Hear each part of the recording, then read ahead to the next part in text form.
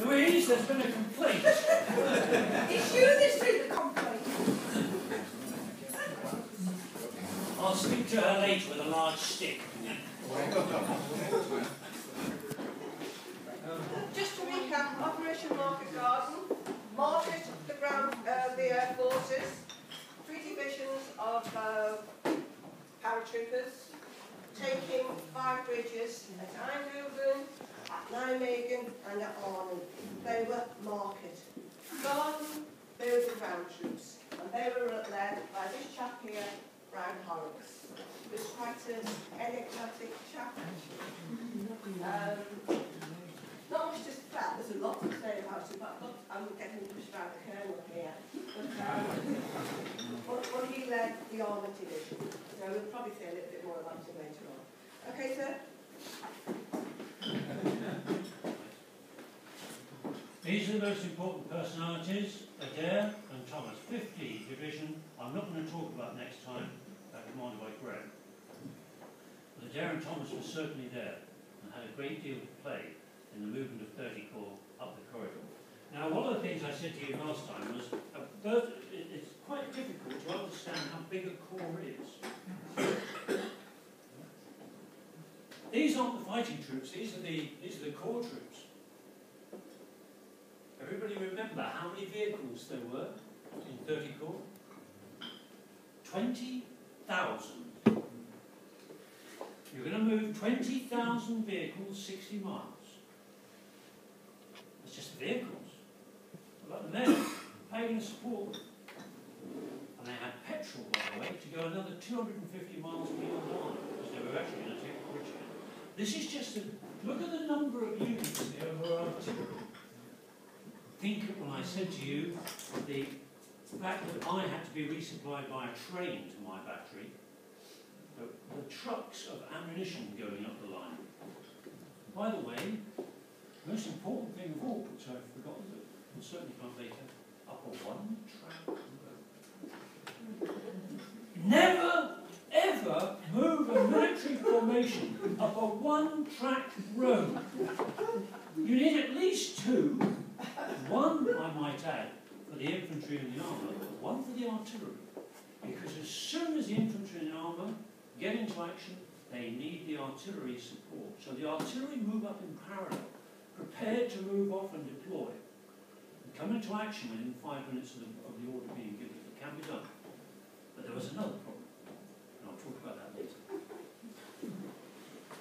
30 Corps had tanks. It's the standard Sherman, 75mm, and Firefly Sherman with an excellent 17-pounder gun, which could knock out any German tank. There was one slight problem. This thing just caught fire every time it was hit by anything. It was not very well armoured, but it was very manoeuvrable. The artillery, jet artillery, and 25-pounders. That's the 5.5, a gun which was critically important to the defenders in Arnhem. Our Air Force is just a sort of smattering of the sort of aircraft. The heavy bomber, the medium bombers, there, the Typhoon, the rocket-firing Typhoon, artillery, if you like, from the Royal Air Force. Fighters, like the Mustang, of course the Spitfire, and perhaps from our point of view, this obsolescent bomber, the Sterling, towed the Horsa glider. I think it was 3,500 aircraft that took place in Market Garden in total. Transport aircraft, now we're coming on to the things that matter to us. The Dakotas were used to supply or to deliver paratroops. I don't think many Sterlings were, but before we got Dakotas, we used the Sterling as a parachute delivery system as well. But gliders, the small US Waco, which could take a jeep or 13 men. The Horsa, which we've already mentioned, this is actually one broken on the ground, literally broken. It breaks in half there to let the men out. And you can see here a jeep and its trailer and its men. Actually happens to be Lieutenant Colonel Sheriff Thompson in command of the Light Regiment at Arnhem. And this beast here, which nobody knows very much about, until I found this. The Hellcat was a larger version of the British glider. Wrong. The wingspan of 110 feet, it was constructed of wood and metal. It could carry very heavy loads, such as the Tetrarch-like tank, 2 brand carriers, or artillery. What's that? Ryanair?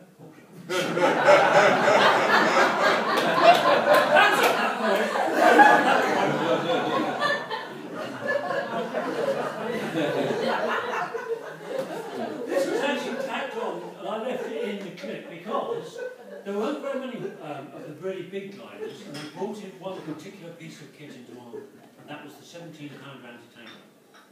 The majority, in fact, were horses used by the British, and the Wackos used by the Americans. This, by the way, shows Soviet landing these huge flats. What is interesting about that glider, and indeed the Hamilcar, is they were very good aerodynamic beasts. Released at 15,000 feet, which was feasible, right? They could glide very well for over 7 miles, a number which will come back to you later. First Allied Airborne Army. I'm going to go through this fairly quickly. I'm going to put everything up and... That's not a big mountain, is it? The top? Oh, you take her off. Right, okay, I've got here.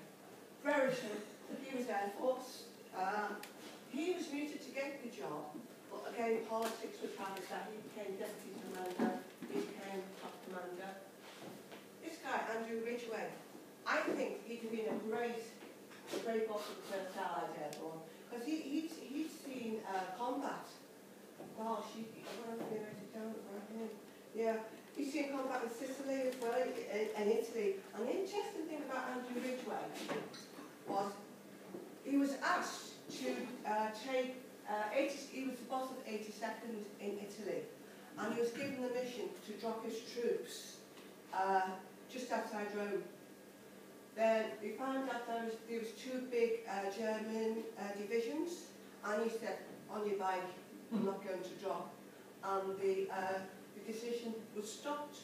Now, I think if you had had somebody like Ridgway saying to Montgomery, on your bike, matey, this is too dangerous.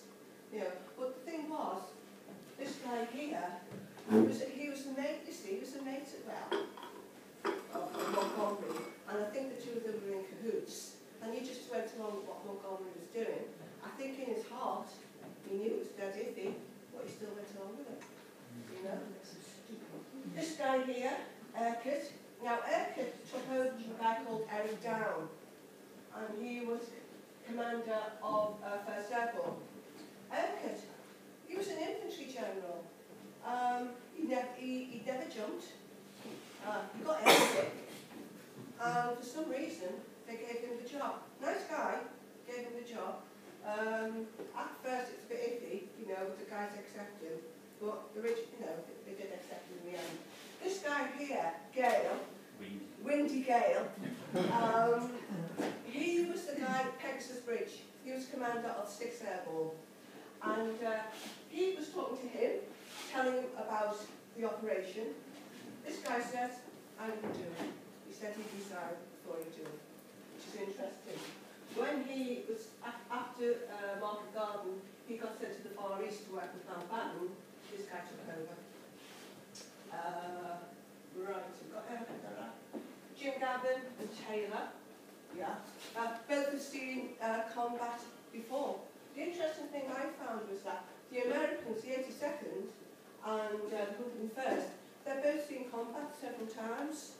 1st Airborne hadn't. The only person that had done any combat in airborne during the war was Brigadier Lethbury, and he was at Sicily.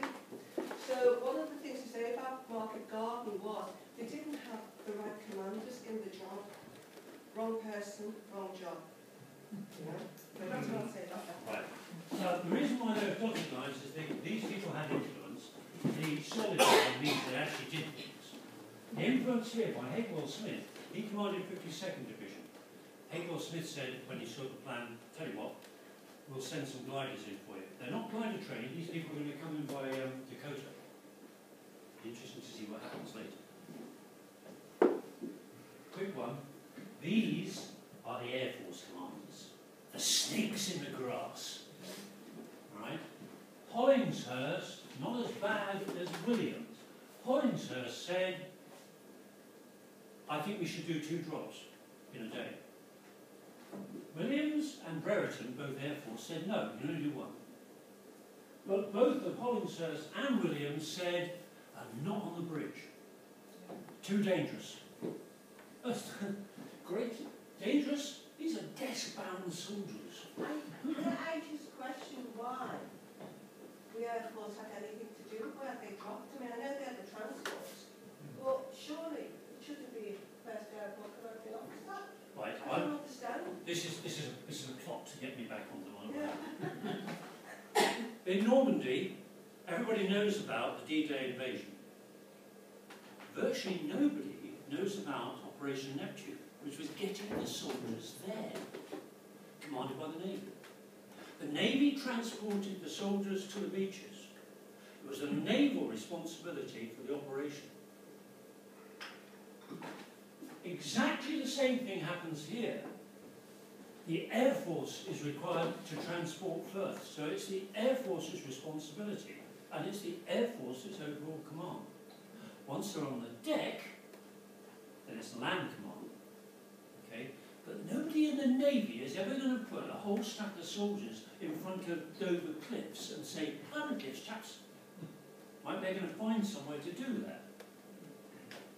Not one of these men had ever done anything at all about airborne operations. This man was responsible for Pegasus Bridge, but also responsible for a complete division. These 2 likewise. And him. Were they in any way consulted during this operation? As far as I can see, the answer was no. So Market was an Air Force operation. If you're going to go and bomb the hell out of a city in Germany, using a 1,000-bomb array, the Air Force was exceedingly good at it. Certainly by this stage of the war. But you can't just say we're going to deliver blokes without knowing that they've got to be delivered into the right places. This is not a beach where they can go through and find their own. They're going to land and carry out, literally, as soon as they can get the rig off their back, the parachute off their back, they're going to go into action. They've got to land in the right place. They didn't. I have to say. And Chatterton, by the way, a man who I can't find a picture of, was actually the commander of the Glider Pilot Regiment, whom you will hear much more about next time. Now, the corps that was actually sent into battle consisted of Browning, Urquhart, Gavin and Taylor. These are 3 combat soldiers. This man hadn't been in combat at all in the Second World War. And he was the father of the Airborne Army, so he must be good, mustn't he? There's more to that than meets the eye. By the way, after this, everybody who I'm going to show you took a part in the operation, so they were all very important. 101st, very experienced Commander Taylor. By the way, when you see him depicted in The Bridge Too Far, it's almost identical. It's uncanny. It looks just like him. I can't remember who actually did it. And there are his commanders. The only reason why I put them up is because you really ought to see the men who actually carried out the action.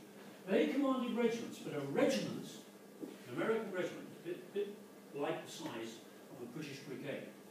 And indeed, 101st and 82nd were bigger divisions than 1st Airborne Division.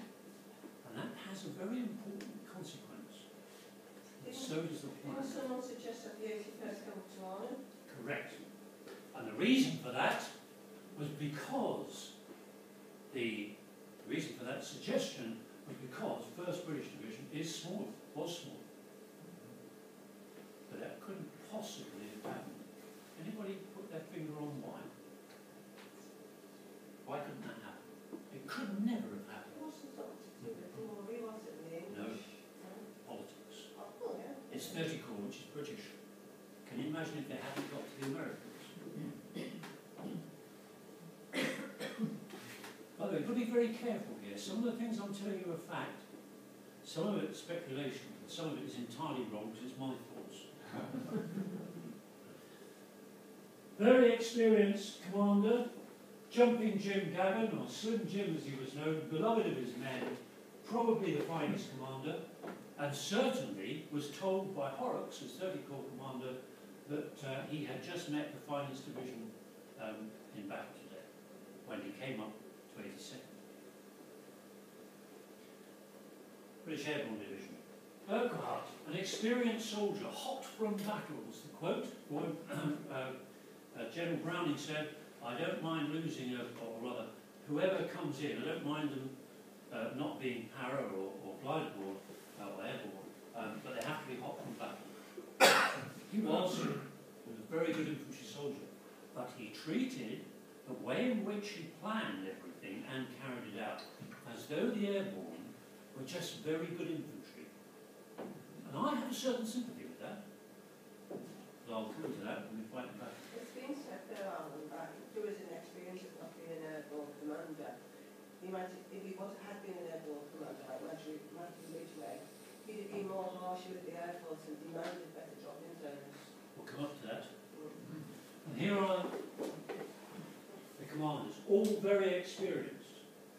We won't say much about the British because I'll mention them again, but now I'm going to ask my compatriot in arms to talk about this man.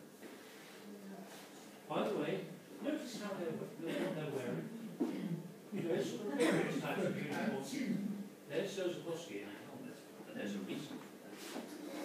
Zosobowski, he's my favourite person actually, because I can see myself in him, not as a commander, but as somebody who wasn't afraid to speak up and not take any from the commanders.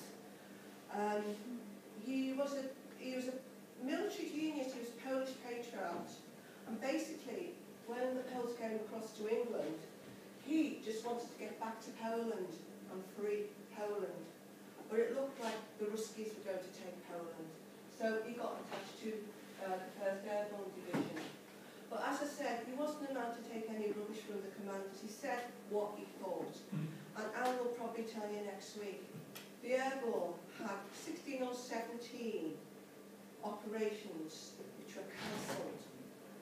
One of them being Operation Comet, which should have been scheduled for about the 9th of September. Yeah. And that was just 1.5 divisions, the 1st Airborne and the Polish Brigade, dropping into, it wasn't even Eindhoven, it was Nijmegen, wasn't it? And then obviously, you know,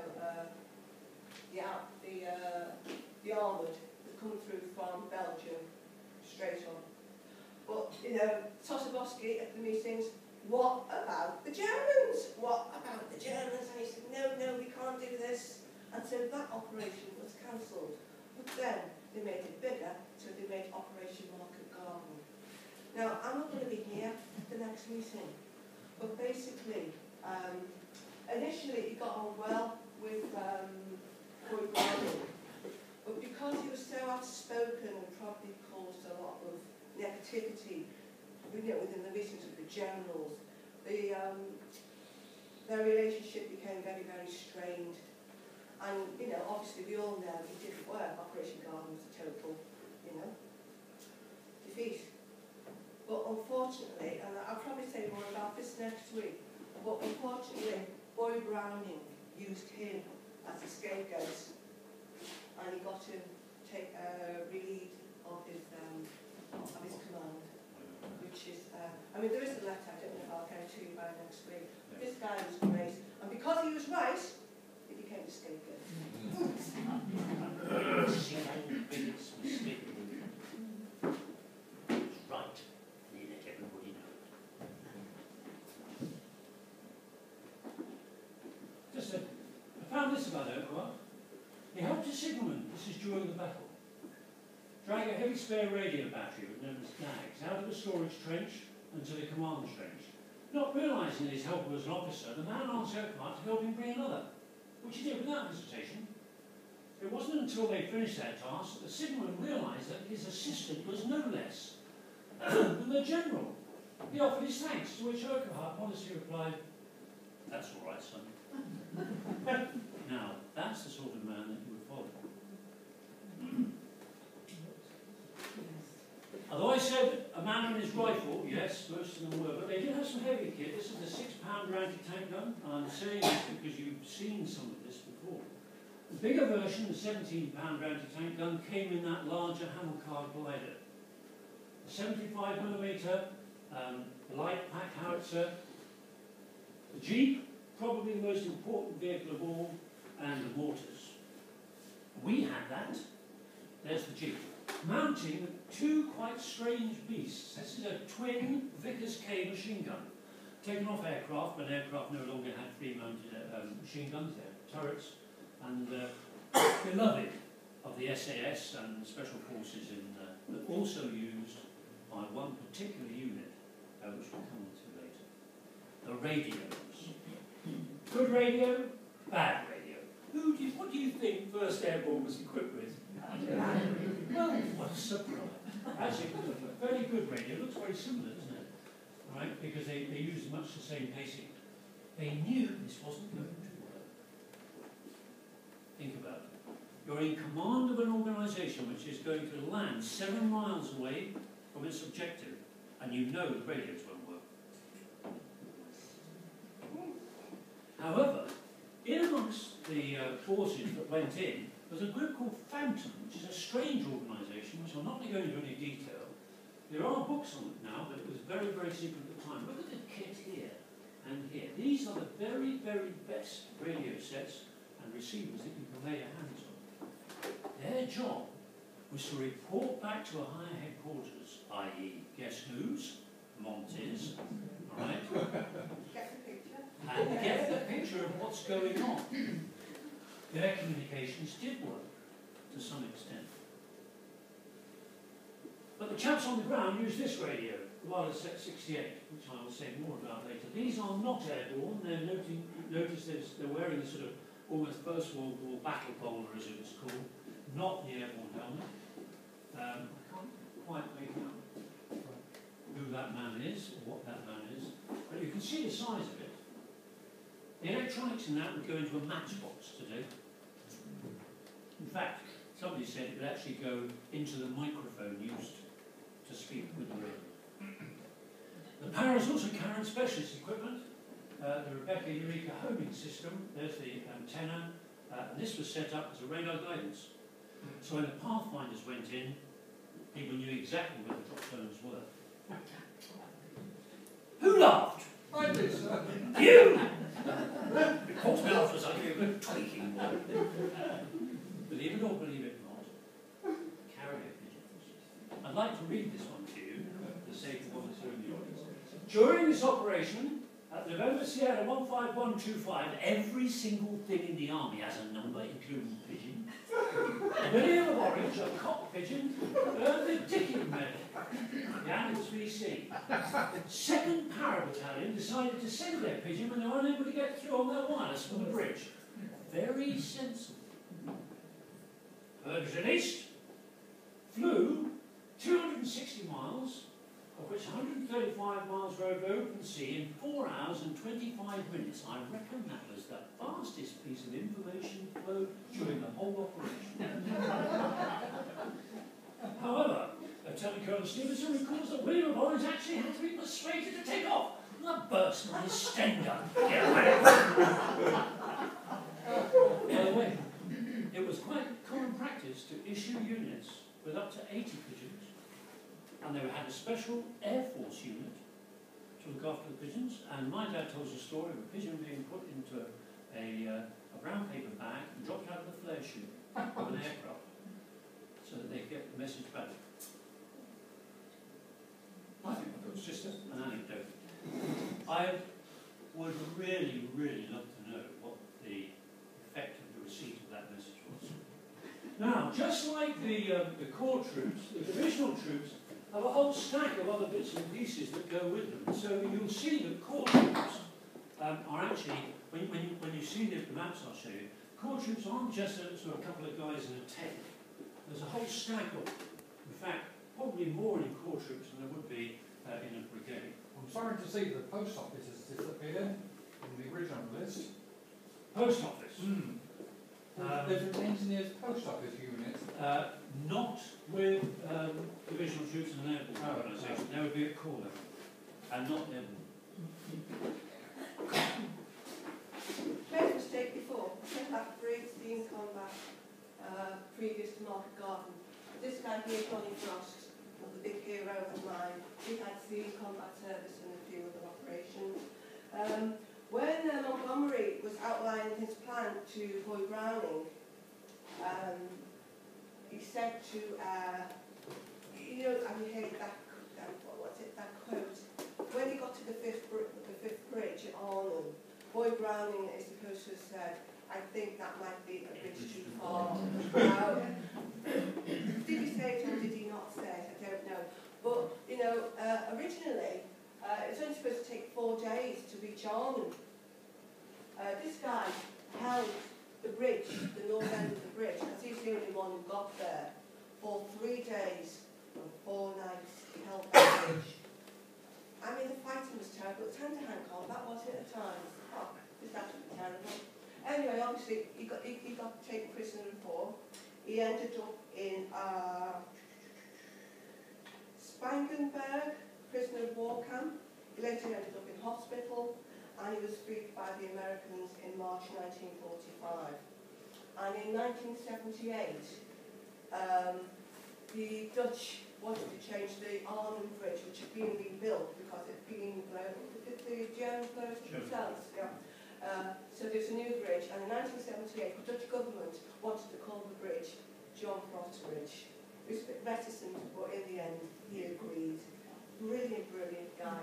And this guy here, Julian Cook, you'll probably learn next week. Yeah. Next month. He was his, was it a battalion that went across? Yes. Battalion. They were having a really hard time getting the Nijmegen Bridge. Not going into too much of that.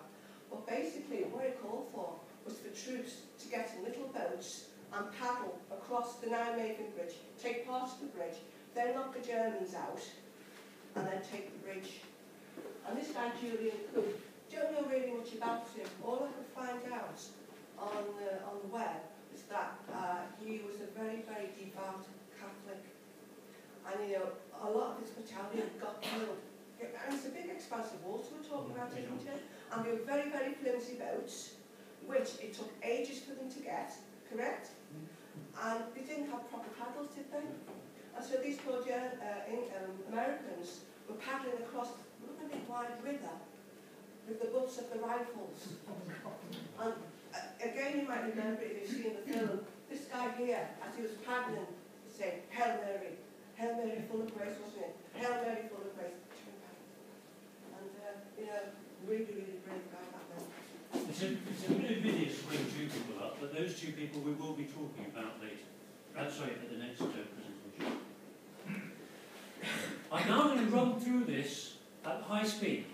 And the reason I'm going at high speed is not because, yes, because of a fairly short time, but also to give you a flavour. You don't need to know any of the detail. I want you to imagine that you're a soldier, right? You've been in barracks, and you have been preparing for operations ever since the other division in your corps, 6th Airborne Division, gets all the glory at Normandy. By the time you get to a week before Market Garden, you're thinking you're being held in reserve for the victory parade. But this is why. This was the first planned operation, Tuxedo, the second, Wastage, the third, X, Wild Oats, Beneficiary, Y, Sword Hilt, Hands Up, Transfigure, Boxer, Axe Head, Linnet 1, Linnet 2, Infatuate. All of this, I might add, in 2 months. So you've been preparing, getting your kit ready, and getting on the aircraft, and in one case that stopped before they taxied. What state are you in when somebody says, hey, we've got another one? You know, you usually get the British Archer's 2-fingered salute at that one, I would think. But the last one was Comet, and I'm going to say very quickly something about Comet. Comet's idea was to take these bridges here. They're the ones furthest away, because we're down here, 30 corps down here. You stole my thunder. Those are the objectives. These I want you, if you can, to remember. It was agreed that the whole operation would be carried out in darkness. By the time Market Curtain came along, by the way, there was no moon, and they could not fly the gliders in without sunlight. Although paratroopers can drop in darkness, and some people would say they spend most of their time in darkness, those of you who aren't paratroopers, it's certainly true you can't land gliders without having a bit of a moon. Kudaman, they were going to land the gliders, and indeed Paris, close to the bridges, and they were going to do it all in a single year, because they could. There were enough aircraft to do it. However, Zozobovsky, oh by the way, finishing off, they would then land at a captured airfield, as yet to be decided, 52 airborne, sorry, 52 Lowland Division, which were mountain trained. They would be brought in by Dakota. They were trained to do that. Comment by General Zozobovsky on being briefed by General Urquhart on the plan to take hold of bridges with only 1st Airborne Division involved. But the Germans, General, the Germans! And he estimated you need 3 times as much. Remember I said 3? Right? 3 to 1 is the working figure. It's a very bad rule. Right? 2 to 1 is even worse rule. 5 to 1 is a better rule. Essentially, he said you haven't got enough troops. Oh, by the way, Zozobovsky is a very unimportant, completely unintelligent numpty. He was at Staff College in Poland as a directing staff. You don't get there without being the best in your battalion and the best in your army. I know. I went to Staff College, only as a student. I was never that good. Thank goodness. 1st Airborne Division's comments from Urquhart. By September 44, my division was battle-hungry to a degree which only those who have commanded large forces of trained soldiers can fully comprehend. By the way, a problem that we've got now, we don't have large numbers of trained soldiers. We have large numbers of soldiers, but we never get them into a big organisation. We only have 2 operational divisions. In fact, there were already signs of a dangerous mixture of boredom and cynicism creeping into our daily lives. Remember, we were being kept for the victory parade. We were ready for anything, and they were. And afterwards, he said, by the time we went on Market Garden, we couldn't have cared less. I mean, really, I shouldn't admit it, but we really couldn't. We became callous. Every operation was planned to the best of our ability in every way. We got so bored, and the troops were much more poor than we were. We approached a state of mind when we weren't thinking as hard about the risks as we should have done earlier. Ground. I'm now going to go through this very quickly. This is where we are. This is Holland, because it says Holland. Eric, Holland. Not Borough, And there is the route, Arnhem, and there's Eindhoven, and there is the border with Belgium, and it was around here that British troops and the 30 Corps had concentrated. There's the route. I shall sit down as I do this, otherwise you're wandering around. That was the planned route. For a whole corps of only 20,000 vehicles, 64 miles in length, that's the distance from Bristol to here. Give you an idea. Anybody been to Bristol recently? No? Anybody not been to Bristol? Go there, it's got a really good shopping area sometimes. That's a long way, actually. When you drive it, it'll take you a whole hour. They were going to do that in substantially longer than that. It's still a very, very short time. But here were the problems. The first bridge was actually taken before Market Garden.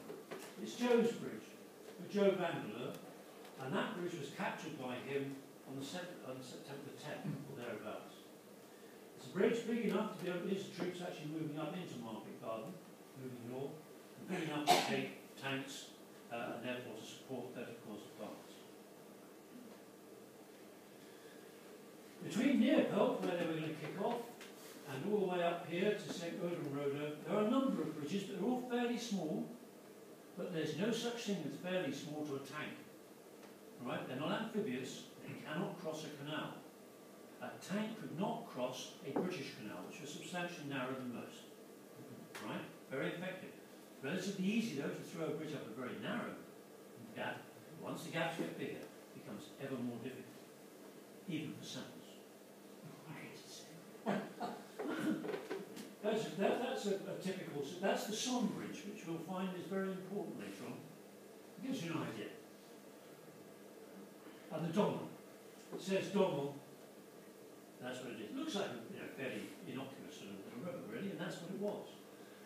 But you had to go over it about 4 times because it wiggled its way up to Ireland. Then you've got some more bridges, rather similar. There's one with a Sherman on it, and another one with a much more important vehicle because this happens to be an artillery unit. And there's the modern one. That's what it looks like. So I'd love to see that. Different type of bridge, a brick bridge. And now I'm going to show you something else. This is the bridge at Grave over the River Mars. And it's like that today as it was then. You didn't think that was bad? This is the Manswell Canal. Not a British canal. I can't understand why they don't actually just use submarines. And this is enormous. 2 of them. By the way, whenever you see pictures of the Nijmegen Rail Bridge, you probably won't see this, because this was rebuilt with a single span, but this was the bridge in 1944. I'd just like to give you an impression of the size of it. There they are, you can see them on Google Earth. The right-hand one is the road bridge, the left-hand one is the rail bridge. You can actually see there the shadow, which is the thing here. You just see it there. It's a single span, but of course these are modern pictures. Then you get to Arnhem. Now the bridge isn't all that big. You could argue the bridge goes from there to there. It's cake, isn't it? No. The bridge actually goes all the way down here, a bit further on, and all the way back here, because you're going up a, sort of viaduct almost. To take this bridge and actually put a new bridge up, you couldn't just go down here and put a bridge there. It would sink into the mud. Photo reconnaissance aircraft picture showing the bridge and showing another thing here. This was the so-called ship pontoon bridge. It was to take this bit out of the middle here so a ship could pass. The river, by the way, flows at around about 10 knots. Right? You walk at around about 3, you can run at around about 6, some people would probably go a bit faster than that. But nobody here would find it very easy to run at 10 knots. Just think about that, put it in the back of your mind. And there was a rail bridge. And I don't think it looked like that, that's the modern rail bridge at the time, I think it was multi-span. There was also a ferry, and a ferry is basically what? A boat with a rope, or a horse. Every single one of these lines is blue. Every single one of those lines is a ditch. And I don't mean a ditch like that, I mean a ditch as wide as this road. Think about deploying off the road. And here is another ferry site, but this one's very important because it's a prepared ferry site. The roads go right the way down here. And guess who held it? The Germans. Notice where it is, just east of the operational area. By the way, they could get tanks across them. Where's that? Anybody not know what that is? It's Worcester Bridge. Now, using that piece of Google Earth, there is the bridge at the Somme and across these earlier bridges. They're quite small, they're not as big. By the time you get to Arnhem, they are substantial bridges. And in comparison with our good old Worcester Bridge there, they're that big. Grave Bridge, that very long one, multi-span, is about that big. And the Vaal Maas is not much smaller. significant bridges which are not going to be bridged overnight. These can, but those certainly can't. The Nijmegen Bridge, that's just the bridge, not the approaches. That's the railway station in Worcester, and that's the far bank of the river. When you look at a bridge, you normally think about, as you do at the Worcester Bridge, you think about the water gap, okay? The water gap is substantially smaller in many cases than the bridge itself, because you've got to get onto it. And the two bridges at Nijmegen were up, so they had enormous approaches. To give you another idea, I took this picture deliberately. It's about 200 metres. Do you know where that is? I think it's called the New Bridge at Powick. I don't think people call it that. Powick, by the way, is there. All right? That's 200 metres long. That gives you some idea. I want you to assault it and capture it. Okay? Think about how you would do that. The river is this bit sort of down there. It's actually only that span. But actually capturing that bridge would have been a nightmare. And it was. With my super duper camera, I took that picture. You say, well, is he showing you a picture of caravans and cars on a road for? Because that was what the road was like. Built up. Why was it built up? Because of the flooding. Why is this one built up? Anybody been along there in the floods? And you can see it.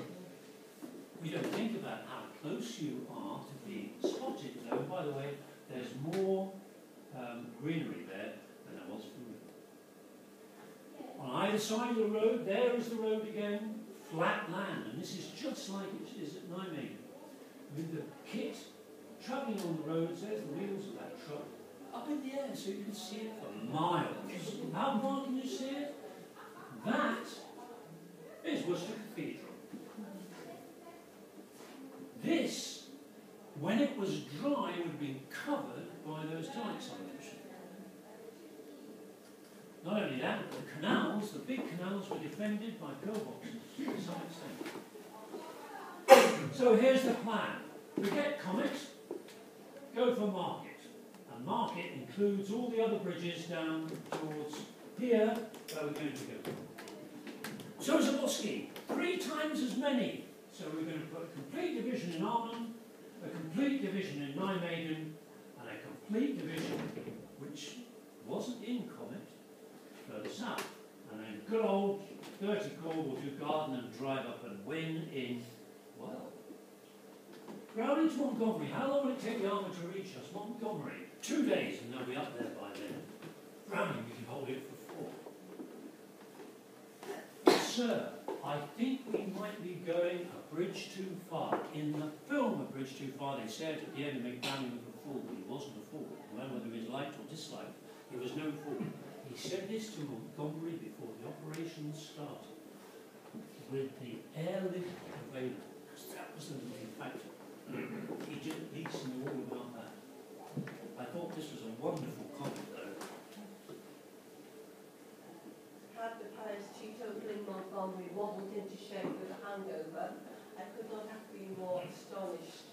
Although I never reconciled myself to the venture, I nevertheless really concede that it is one of the most imaginative of the war, rattling in a soldier's story.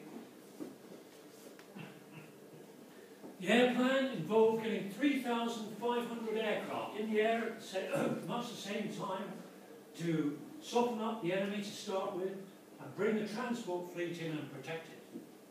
21 airheads. An enormous plan. The Air Force, however, were very good at doing this.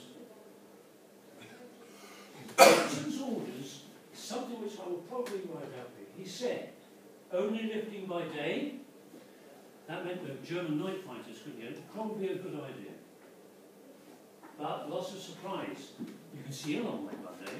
In the middle of the night, you can't see very far. And we didn't have night kit like we have today to see great distances. 1 lift per day to make sure that they could maintain the aircraft. Reduce concentration. That decision had a very serious effect. No double toe. Believe it or believe it not, it was possible with a small glider for a tug-to-tow tow. I want you to think about 2 swaying gliders, 2 tow ropes, and 1 tug pilot going, oh, don't hit me. But it could be done. There's even worse to come, by the way. You could even recover a glider on the ground by Dakota flying low with a hook on it and pulling the tow rope with the glider off the deck. Anybody volunteering? However, that didn't happen. Not worry too much. No double. Again, reduce concentration. No landing south of the Rhine, all right, to avoid the flak. The south of the Rhine is south of Arnhem. There was no landing to be made south on the southern bank of the River Rhine. No close air support when airlifting. When the time comes for these guys to land, there are no typhoons around to rocket anything that fires at them. They're at their complete mercy of the enemy air defence. And he said, we don't have too much time, so we make a decision that's irreversible. Does end up with a robust plan, but it loses flexibility, and of all things, air is the one flexible power. It moves fast, it can go anywhere, and they're restricting it. Why no typhoons? Pardon? Why no typhoons? Not allowed to happen. He just simply said you will not be allowed to fire, right, when I'm dropping troops or supplies. Oh, in case you have. In case you have.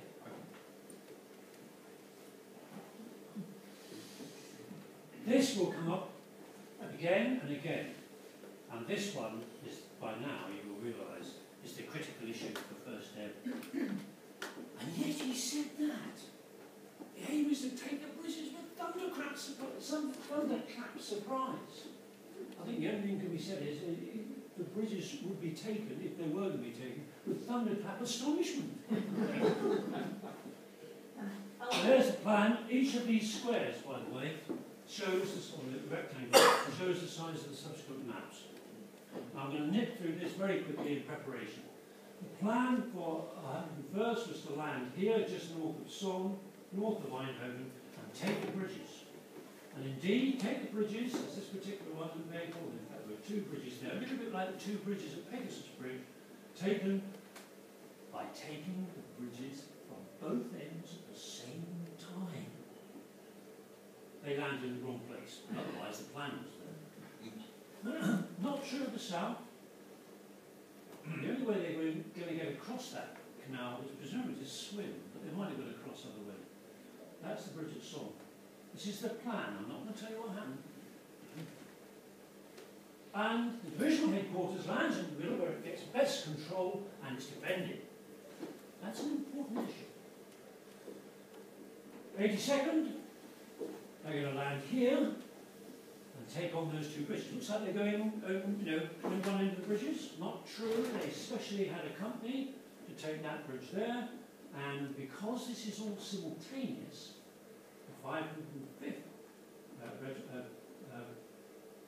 Italian miners, I can't remember which one goes for those 2 bridges. This is the big one, with respect to just the bridge first. Absolutely. But this is the thing. That's the bridge. Those are the crossings. 4th priority. Priority 1. Priority 2. In order, as you can imagine, that makes sense, doesn't it? Yeah? Priority 3, possibly the most important priority. They're going to land there and defend themselves anyway because they're going to be brought in more than one lift. So they have to defend the drop zones. And to defend the drop zones, you need a brigade. So when you land with 2 brigades, you actually have 1 to fight. So as Oskar said, you need 3 times as many. You need 3 brigades to be fighting. You only have 1 at any one time. Nijmegen Bridge. Come on to that later. 82nd's headquarters and 1st Airborne Corps headquarters land in respect. That's another story. And that's another story. There's Gavin, briefing his men. Notice that they're all wearing combat kit and webbing and weapons. British are somewhat different. Their plan is much more complicated. They've got a number of drop zones. You're going to land here on the first day with 2 brigades and the division troops, and they're going to do this. This lot a jeep armed, and they're going to make a rush for the bridge in jeeps. Other than that, there's only about, what, 10 kilometres, 6 miles to go? Shouldn't be a problem, should it? And this was the original plan. On D+1, this lot would be concentrating now at the bridge, and then along comes the 4th Parabrigade. It's going to go through the town and form at north. So now, effectively, everybody is now in Arnhem, the Poles land just south of the river, where they said they couldn't go, and end up back in Arnhem. There's the bridgehead. This is where 34 can now go. This is the plan, and after that, 52 land. Numbers. It just gives you a clue.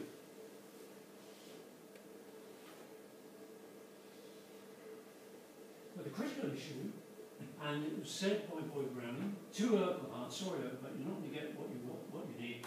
It has to go in 101st first, then 82nd, and then 1st. 35,000 men.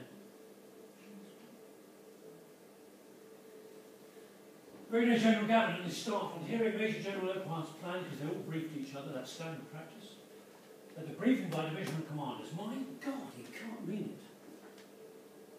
The Chief of Operations, Colonel Norton, replied, he does. I wouldn't care to try it. Gavin and his staff, the most experienced soldiers in airborne operation.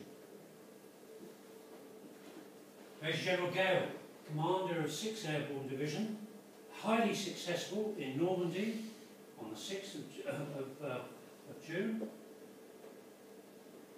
His opinion was sought by the commander. That's rather unusual. You go to a junior and say, what do you reckon?